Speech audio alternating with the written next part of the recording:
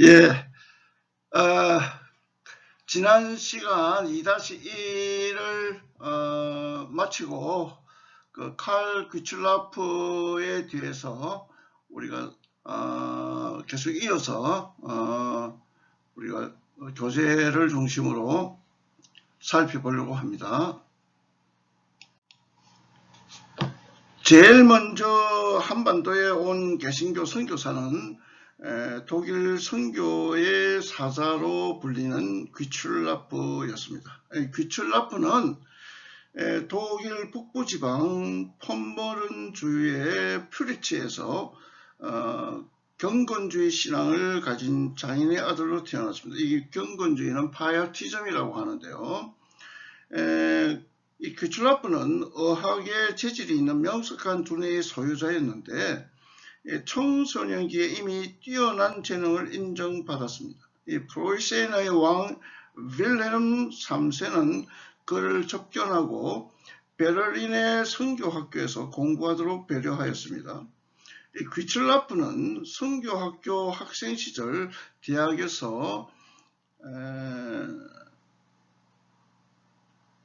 신학, 철학, 의학을 공부하고 페르시아어를 포함해서 무려 6개 국어를 부지런히 배웠습니다. 그는 선교의 뜻을 두고 길을 모셔가던 중 네덜란드 선교회의 부름을 받고 임지로 나가기까지 로테르담에서 3년 동안 공부하고 루터교 목사로 안수를 받았으며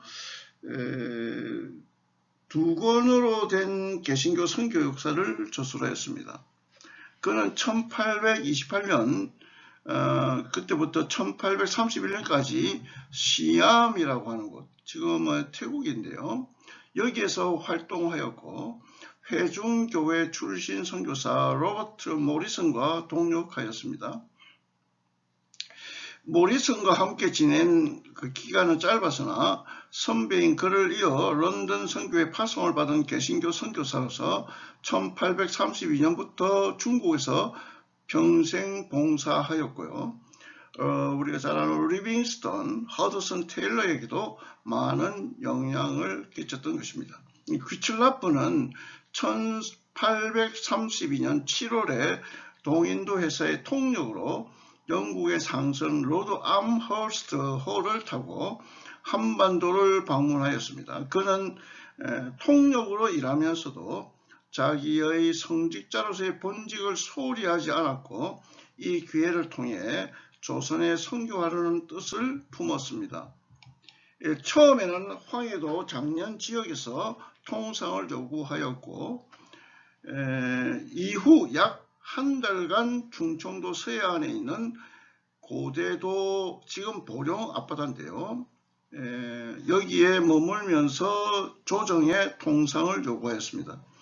그는 지방관리나 주민들과 접촉을 하면서 순조왕에게 통상요소와 중국어 신천전서 2권을 보내 무역과 선교를 청원했으나 거절당했습니다. 귀출라프는 서해안 항해기를 저술하여 조선이 배타주의를 고집하는 한 가장 하등 국가로 전락할 것이라고 개탄하였습니다.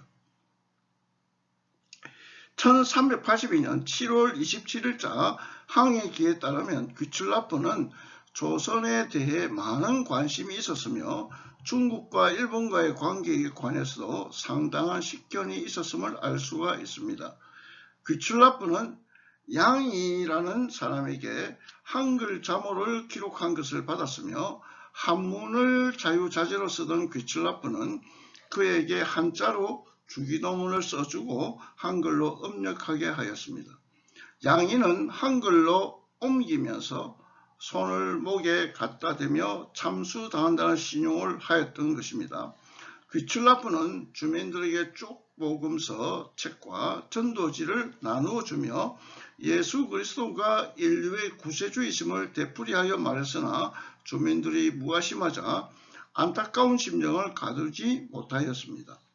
종교에 관한 말이라면 기겁을 하는 조선인들과 대면하면서 그는 자연스럽게 서양 문물과 지식에 관해 말해 주었습니다. 여러 종류의 책과 직물 그리고 감자를 전해주었으며 포도주 만드는 법 등을 가르쳤던 것이죠. 그러나 그는 복음을 전하면서 결코 서두르거나 초조해 하거나 얄팍한 공산이 없었습니다. 주님께서 작정해서 짚어주신 날에는 반드시 열매가 맺힐 것이다. 이것이 그의 칼빈주의적인 신학이었습니다. 그는 선박사정 때문에 오래 머물러 있지는 못했으나 장차 이 나라가 언젠가는 복음의 불빛으로 인도될 날이 있을 것이라고 확신하면서 떠났던 것입니다. 자, 칼 귀출라프 여러분 잘 기억해 주시면 좋겠습니다. 여러분 교과서를 중심으로 제가 그냥 설명 없이 넘어가니까 스토리텔링이지 않습니까? 그러니까 같이 읽어 내려가시면 되겠습니다. 다음에 로버트 토마스 선교사님에 대해서 우리가 살펴보려고 합니다. 로버트 토마스 선교사님은 1840년에서 1866년 그 나이가 아주 젊었을 때에 이 선교 사역을 시작했고요. 얼마 되지 않아서 순교를 당했습니다.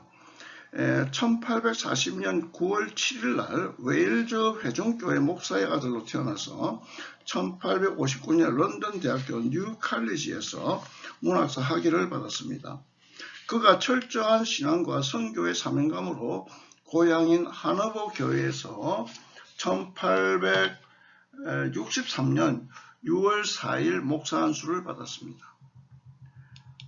토마스는 지체하지 않고 런던 선교회에 파송을 받아 7월 27일 부인과 함께 폴메이스호로 중국을 향해 출발하였습니다.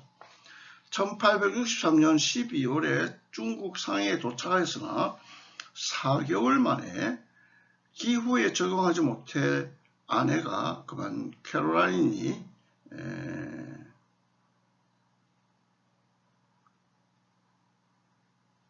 죽고 말았죠. 그래서 시리에 빠졌던 것입니다.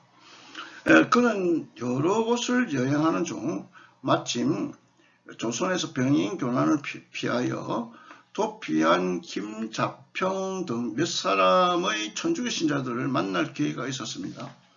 천주교 신자들이 핍박을 받는다는 소식을 듣고 그가 조선에 관심을 갖게 되었습니다. 조선이 개신교의 선교를 받지 못한 나라라는 점에서 더욱 깊은 관심을 가졌습니다. 그는 조선교회의 형편을 듣는 중에 조선인들이 성경에 무지하다는 사실을 알고 느낀 바가 있어 조선의 눈길을 돌렸습니다. 그는 아내 캐롤라인이 세상을 떠난 충격 그리고 현지 선교부와의 불화로 한때 선교사직을 포기하고 청나라 세관에서 일하기도 하였습니다. 그러나 잠시 일하던 세관에서 사직원을 제출하고 선교회의 복직을 타진하고는 그 회답을 기다릴 겨를도 없이 당시 스코틀랜드 성서공회 특파원으로 있던 윌리엄슨을 만났습니다. 그의 주선으로 1865년 8월 4일 집부회를 떠나 황해도 장영군 소래 근처 자라리에 도착할 수 있었습니다.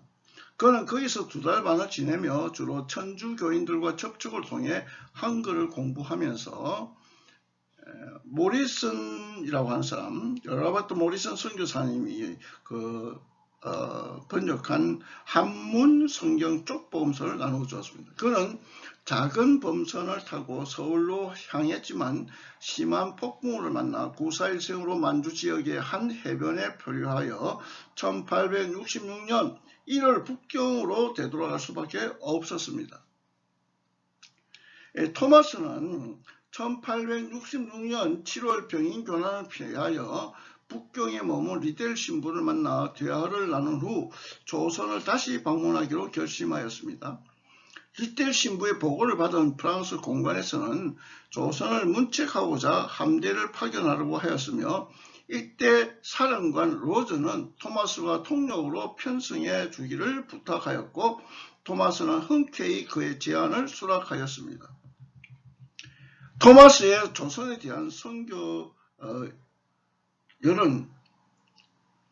조선인이 기독교를 수용할 가능성이 높다고 본 사실과 선교에 처음 방문해서 조선에 처음 방문해서 선교한 최초의 프로테스탄트 선교사가 되고자 하는 명예의식, 그리고 사랑하는 아내 캐롤라인을 생각하는 마음, 어린 추억이 깔려있는 천국에서 벗어나려는 의지 등등 이런 것들로 가득 차 있었습니다. 뿐만 아니라 그는 자기야말로 서양 사람으로는 유일한 조선통이라고 자신하고 있었던 것입니다.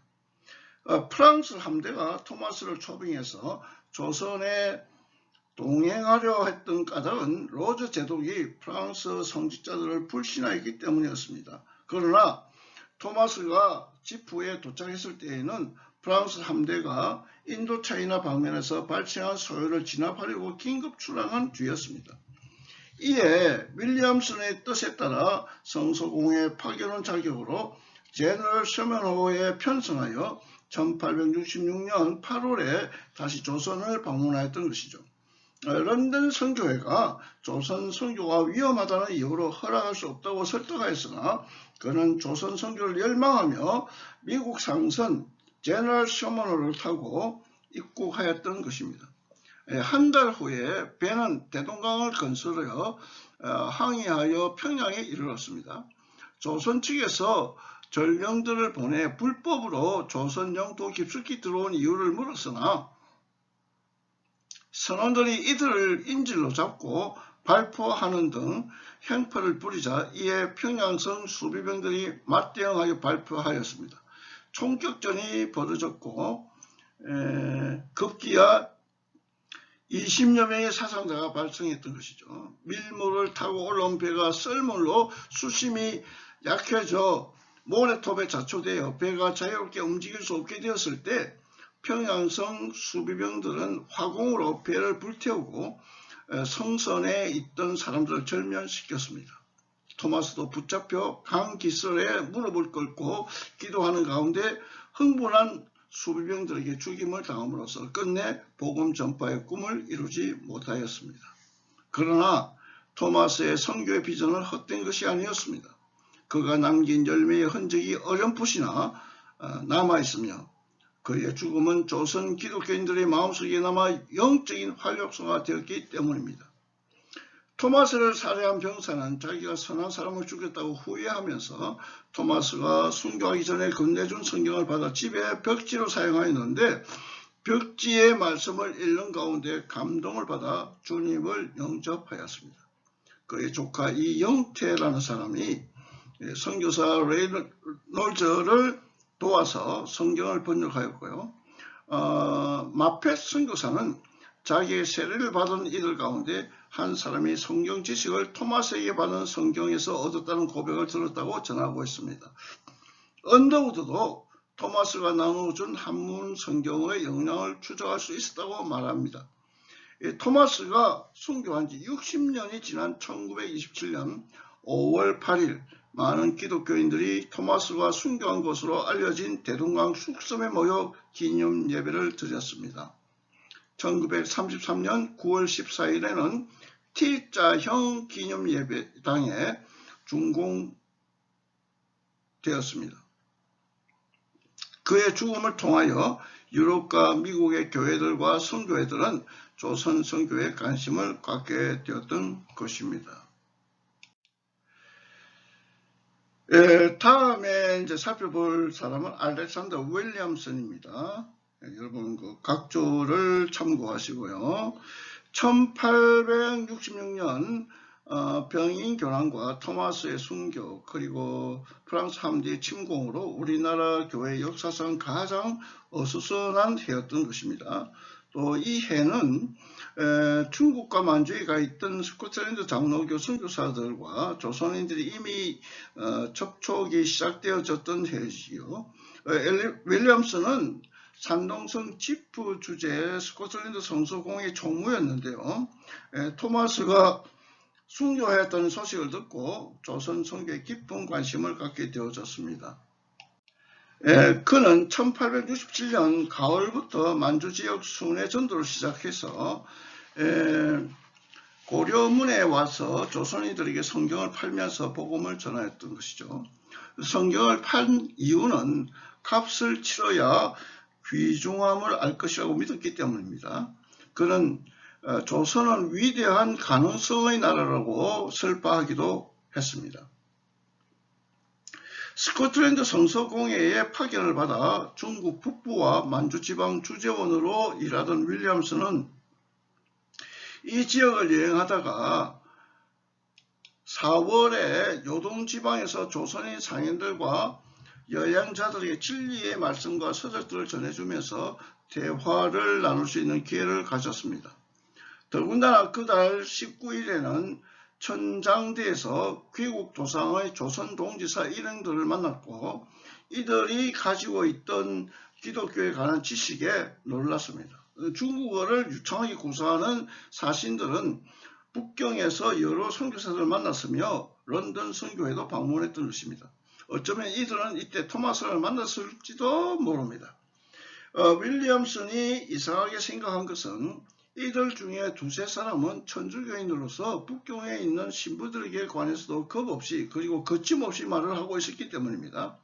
동지사 일행은 자기들이 천주교에 관한 상당한 분량의 서책들을 가지고 있었으며 그 교리에 대해서도 상당한 수준의 지식을 가지고 있음을 시사하였습니다. 조선 천주교의 순환을 익히 알고 있던 윌리엄스는 경탄해 마지 않았습니다. 그는 1866년 보고서에서 작년, 그러니까 1865년에 한국에서의 종교적 상황에 관한 흥미있는 사실을 들었다고 기록합니다. 그는 1865년에 지프에서 두 사람의 조선인 천주교인을 많은 것에 대해 담론한 일이 있으며 그래서 분명히 조선은 위대한 가능성의 나라라고 간파했던 것입니다. 다만 문제는 조선의 세국 정책에 있었던 것이죠. 윌리엄스는 조선 선교에 대한 열의가 대단해서 조선에 대한 서구 기독교 여러 나라가 무력으로 간섭해야 하고 나아가 무력 시위로서 개국을 강요해야 한다는 주장까지 제기했을 정도였던 것입니다. 가령 그는 대영 제국과 같은 나라들이 조선과 같이 어리석고도 무식하게 폐쇄하고 있는 그런 나라들을 개방하도록 하나님이 주신 군사력을 사용하는 것은 의무요 특권이라고 믿는다고 제안하였으며 전쟁이라는 것이 비록 악한 것이긴 하지만 진실한 문명의 불빛에 완전히 접촉하게 하기 위해서 전쟁을 치르는 것은 결국 선의 상쇄로 끝날 것이라고 피력하였던 것입니다.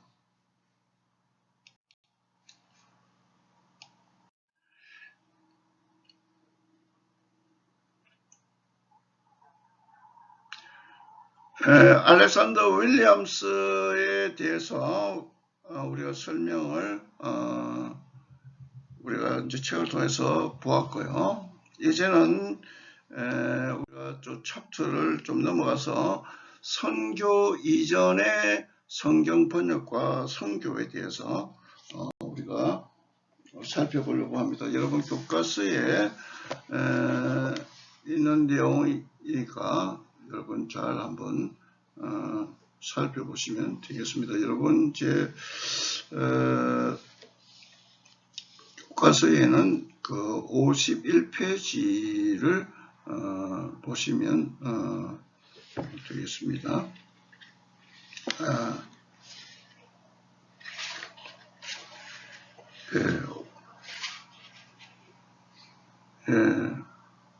여기 지금 그 옛날 성경의 사본들이에요.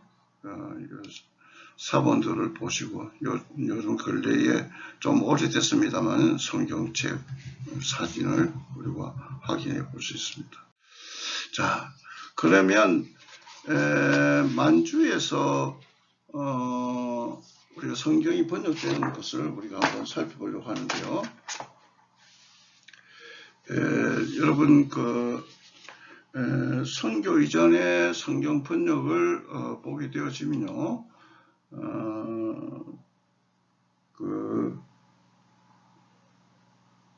조선 후기 관서 지방에는 자립적 중산층이 형성되고 있었는데 일찍부터 청나라와의 관계의 문역을 통해서 부를 축적한 상인들이 그 대표적인 그룹이었습니다. 특히 의주라는 곳에서는 국경 무역의 관문이어서 상업을 통하여 부를 축적한 상인들이 많았습니다. 이들은 중류층으로 인식되고 있었으며 대개 한문과 만주에 능통한 사람들로 학문을 숭상하고 독서를 많이 하는 지식층이 있었습니다. 따라서 경제력과 지식 능력을 갖춘 이들은 다른 지방의 계층보다도 개방적이고 독립적이어서 새로운 문화와 사회에 대한 욕구가 강하였던 것이죠. 하나님께서는 이들을 택하셔서 성교들과 더불어 한글로 성경을 번역하도록 하였고 조선의 복음을 수용하고 전파하는 통로자로서 역할을 감당하도록 인도하셨습니다. 조선 개신교의 기초는 그 후 10여 년 만에 만주에서 스코틀랜드 선교사들이 개척하기 시작하였습니다. 1872년 만주에서 선교를 시작하였던 스코틀랜드 출신의 장로교 선교사 존 로스, 그리고 그의 처남인 맥킨타이어가 스코틀랜드 성수공회에서 만주로 파송한 선교사들이었습니다. 그들은 산동성 집부에서 사역하는 동력자 윌리엄슨에게 중국과 만주에서 조선인들을 사귀면서 경험한 이야기와 토마스 순교의 그 이야기들을 듣고 조선 선교에 관심을 가지게 되었습니다. 윌리엄슨은 토마스가 순교한 직후 조선에 입국하려 했으나 사정이 여의치 않아 압록강 북쪽 국경 지방 동만주에 거주하는 조선인들에게 한문 성경을 배포하는 것으로 만족해야 했습니다. 1873년 가을에 로스와 맥킨타이어는 조선 복음화의 가능성을 탐색하기 위하여 봉천, 홍경, 신의주, 맞은편, 압록강 유역을 여행하고 있던 중 압록강 상류에서 조선인들이 살고 있는 한 촌락을 발견하였습니다. 그곳은 바로 고구려의 옛 수도였던 즙안현이었는데 약 3,000여 가구의 조선인들이 거주하고 있었습니다. 그는 조선 선교를 시도해 볼 수 있는 좋은 기회라고 생각하고 한문 성경 그리고 전도지를 나누어 주었습니다. 그리고 압록강을 건너 조선 땅에 들어가고자 했으나 대원군의 혹독한 쇄국 정책으로 인하여 입국이 불가능하게 되었습니다. 선교 일정을 마치고 돌아오는 길에 매년 봄과 가을에 정기적으로 열리는 고려문 국제시장에서 많은 조선인들을 접촉할 수 있었고 조선에 대한 정보를 수집하였습니다. 이곳은 조선인들이 중국을 왕래하는 길목이기도 해서 조선인들을 쉽게 만날 수 있었으며 중국인들과 조선인들이 서로 합법적으로 교육을 하는 장소였습니다. 1874년 10월부터 로스와 맥킨타이어는 선교 지부가 있던 집부를 떠나 고려문으로 근거지를 옮겼습니다. 로스는 조선 상인들을 만나 한문 성경을 팔며 전도하려 했지만 조선인들의 마음을 얻기가 쉽지 않았던 것이죠. 이곳에서 조선어를 배우기 위해 노력하던 중 당시 장사에 실패하여 시리에 빠져있던 이응찬을 잘 기억하세요. 이응찬을 고용하고 조선인들과 접촉을 시도했습니다. 조선인들은 무리를 지어 로스가 머물고 있는 여관에 찾아와 대화를 나누었으며 복음을 들었습니다. 두 조선인 이영찬과 김진기를 만난 로스는 이들의 도움을 받아가며 성경 번역에 착수하였습니다. 이 두 조선인은 1876년 맥킨타이어에게 세례를 받았습니다. 이들이 조선의 첫 개신교인이 된 것입니다. 이들은 성경을 조선어로 번역하자는 원대한 목표를 세웠고요. 그 후 이성하, 백홍준, 서상윤, 서경주 이런 사람들 의주에서 온 젊은 상인들을 만나게 되었는데요. 이들 역시 뜻을 합하여 성경 번역 사역에 합류하였습니다. 로스와 그의 협조자들의 헌신적인 노력으로 1882년에 누가복음과 요한복음이 번역되었습니다. 1883년에는 마태복음과 마가복음, 사도행전을 인쇄하였고 1887년에는 신약 전체를 번역하여 최초의 한글 신약 성경인 예수 선교전서 3000부를 출판했습니다. 또 로스는 1874년 한영 인문을 저술하여 발행하였으며 1879년에는 한국의 역사, 예절, 관습을 연이어 내놓았습니다. 로스와 맥킨타이어는 유능한 조선인 협력자들을 얻어 한글 번역 성경을 출판하였고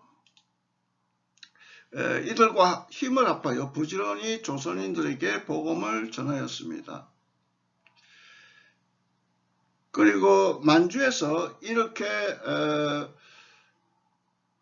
첫 번째로 형성된 개신교 신앙 공동체 구성원들은 서양 선교사들과 함께 우리말 성경책을 펴냈고 또 권서인이 되어 그 성경책을 직접 우리나라에 가지고 들어와 전하였던 것입니다.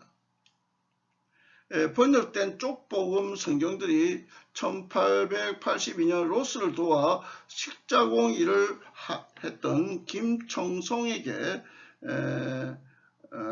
의해서 그의 고향인 지반현 안도 한인촌에 배부되었습니다. 이로써 한반도의 조선인들은 동족의 입을 통하여 복음을 듣게 되었으며 중국어가 아닌 한글로 번역된 성경을 읽을 수가 있게 되었던 것입니다. 그 결과 1884년 안도에서는 75명의 조선인들이 신앙을 고백하고 선교사들에게 세례를 받았습니다. 그들의 주 활동 무대는 만주였으나 사실상 조선 안까지 복음의 씨를 뿌린 것과 마찬가지였습니다. 성경 번역에 참여한 서상윤을 비롯한 이성하, 백홍준 등의 성경을 파는 매서인으로서 또 전도인으로서 활동을 했던 것입니다. 스크랜더 성서공회와 대형 성서공회는 성경 번역을 위하여 로스에게 자금을 지원했습니다. 1883년 서상윤은 새로 번역된 복음서 성경을 지참하고 비밀리에 국경을 넘어 조선 안으로 옮겼습니다. 그러나 국경을 넘다가 관현에게 책이 발각되는 바람에 구금당하여 책을 압수당할 뻔한 위험에 처했습니다. 그런데 마침 그곳에서 관리로 일하던 먼 친척이 밤에 몰래 빠져나갈 수 있도록 배려해준 덕분에 무난하게 책을 반입할 수 있었던 것이죠. 1884년 봄에 서상윤은 인천에 배편으로 보내온 6,000부의 복음서를 인수하여 여러 지방으로 순회하면서 배포했습니다. 사실 그때만 해도 입수가 국법으로 금지된 복음서를 대량으로 입수한다는 것은 불가능한 일이었습니다. 인천 세관에서는 몰래 들여오는 책을 적발하여 압수 당했으나 서상윤은 이때에도 멜렌도르프의 힘을 입어 무사히 통과했습니다. 서상윤과 여러 사람들의 그 고향은 바로 그 어주였는데요. 동생 서경조와 함께 어주를 떠나 인척이 살고 있던 황해도 장영군 소래에서 복음을 전하였으며 조선 최초의 개신교 교회인 소래교회를 설립했습니다. 나중에 또 보겠습니다만 그 소래교회를 잘 기억하십시오. 그리고 소래와 서울을 왕래하면서 부지런히 전도하여 많은 결신자들을 얻었습니다. 1886년에는 서상윤이 언더우드를 방문하여 북쪽 지방 신앙의 구조자들에게 대해 현황을 보고한 바 있고, 언더우드는 이에 대한 답례로 1887년 가을에 소래를 방문하여 7명의 신자들에게 세례를 주었습니다. 서상윤은 이러한 사실들을 만주에 있는 로스에게 알렸습니다. 그 해에 로스는 항로를 통해 입경하여 언더우드를 방문하였으며, 언더우드에 의해 조선 최초의 조직교회인 세문안교회가 설립되었습니다. 이렇듯 언더우드는 로스의 사역과 연계된 복음의 결실로 조선 선교에 큰 진전을 일구었고, 1887년부터 매년 북한 지역을 순회 전도하여 세례를 베풀었습니다. 자, 여기까지 오늘 2주차 두 번째 강의, 그 성경 번역 만주에서 일어나서 우리 국내로 유입되는 과정들, 그래서 선교가 우리 자국민에 의해서 이루어졌던 처음의 그 일들에 대해서 우리가 깊은 생각을 하면서 이 시간을 먼저 마무리하고요. 다음 시간 2-3에서 일본에서의 성경 번역으로 연결해서 여러분 만나도록 하겠습니다. 안녕히 계십시오.